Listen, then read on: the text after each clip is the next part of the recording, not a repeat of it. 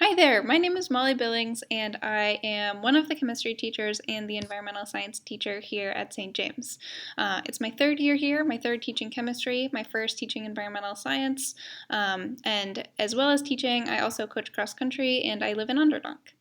I'm originally from Maine, but I went to college at the College of Worcester in Worcester, Ohio, and there I studied chemistry and I minored in environmental studies.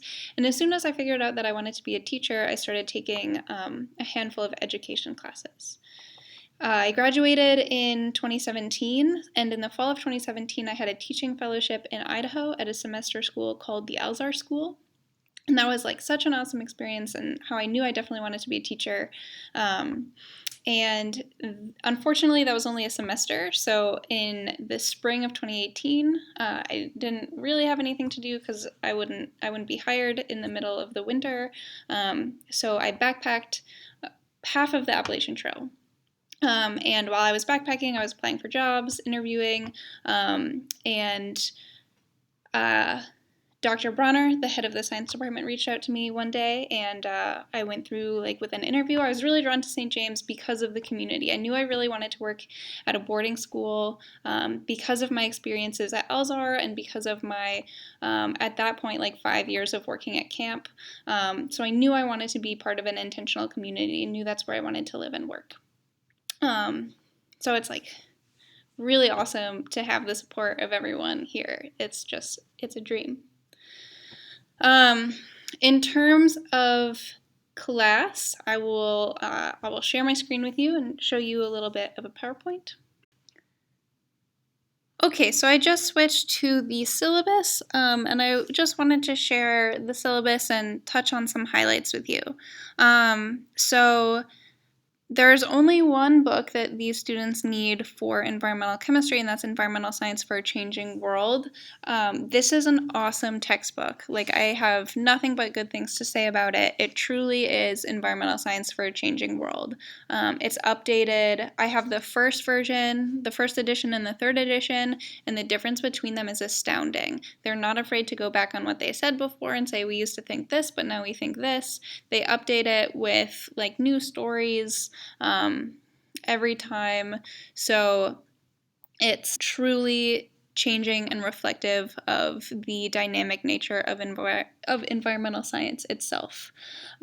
Each module has an overarching theme. So the one that we just covered was information literacy, and then they have a specific story within that. So they told the students about information literacy through the story of the Flint, Michigan water crisis. And every single module is like that. I'm going to skip down here to the course description. The main thing that I want the students to get out of this class is increased environmental literacy and information literacy. I want them to be able to take information that they're constantly getting, especially in this day and age, be able to sort through it, make good decisions. I just think that is so important, especially now, and not just with environmental science, but with everything. So I hope that they can take the skills that they learn here and really apply it in their lives beyond school, beyond science, beyond the environment, even though I do think that the environment is important. So we will use St. James as kind of a living laboratory, but I'm working with the virtual students to find ways to use their own environments to accomplish the same goals. So, for example, each student has picked a small, meter by meter area of land, either at home or kind of down by the Bayuca if they're here on campus. And we are going to go out periodically throughout the year, maybe every other week, to make observations, and we'll connect it to the content that we're learning, and just kind of see how it changes and use it whenever we need an example of something. Maybe we need a soil sample. We'll go out and they'll pick soil samples from there. We're calling them mandalas. This is based on a book called The Forest Unseen, and he calls his little plot of land a mandala.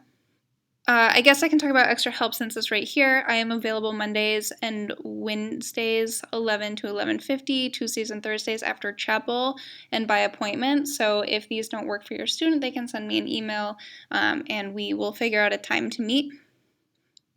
In terms of classroom expectations, I came up with these like 1, 2, 3, and 4, and then the students in class, we talked about it, and they came up with the italicized things. These are things that they agreed on that fit under each category. I tell the students that they can essentially expect the same of me, so, respect abiding by the honor code, mistakes. I make a lot of mistakes, a lot of typos, but working on it. And I ask tons of questions. The last thing is the grading policy. So there are 5 different categories that you can see here. There's homework, which is pretty self-explanatory. Labs, also fairly self-explanatory.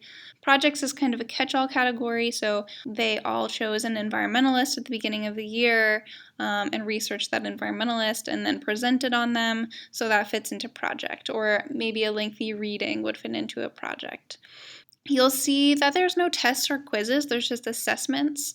And one of the things that I'm trying to do this year is make my assessments more authentic. So, for example, the first chapter of the book was about environmental literacy, information literacy, and science literacy. And the main one that we talked about was information literacy through the story of Flint, Michigan. So for their test, I showed them a totally different situation. I used Tyrone Hayes, who is a biologist and professor who has been studying the effect of atrazine, which is a common pesticide, on frogs. I showed the students some graphs. I showed them some different websites. So they had to interpret the graphs. They were telling me if the websites were primary, secondary, or tertiary. Things like that, just kind of working in the information that we had talked about in class into this more authentic assessment. So I want to do more things like that, or more project-based things is what I'm really going for. And then participation, I was certainly not the kind of kid who willingly raised my hand and was shouting out the answers, so I don't want to punish those kids because I know how it is. So my participation grade is more just like, are you here on time? Are you paying attention? Are you not being disruptive? But pretty much it's easy points. During class, I will sometimes share my screen and either like write on the screen or type up notes on a discussion that the kids are all having together. Sometimes there's independent readings or having the students break into groups and discuss. And sometimes we go outside and then the virtual students go outside where they are and we come back together at the very end of class to check in. If I need to give the students a document during class, I post it in the Teams meeting chat, and then later I post it to Blackboard so that everybody has access to it, even if they couldn't make it to class or if they were in person.